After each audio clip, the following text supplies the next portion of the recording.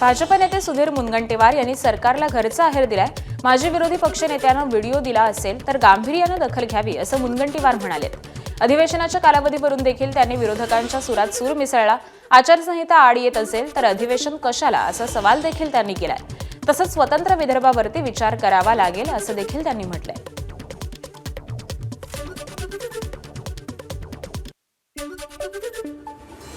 एखादा व्हिडिओ माजी विरोधी पक्ष नेत्यांनी दिला असेल तर शासनाच्या वतीने निश्चितपणे त्या संदर्भात गंभीर दखल घेण्याची पद्धत आहे आणि विधानसभेच्या सभापती सरकारकडे या संदर्भात व्हिडिओ देऊन त्या व्हिडिओमधली सत्यता त्याची पडताळणी ही करते।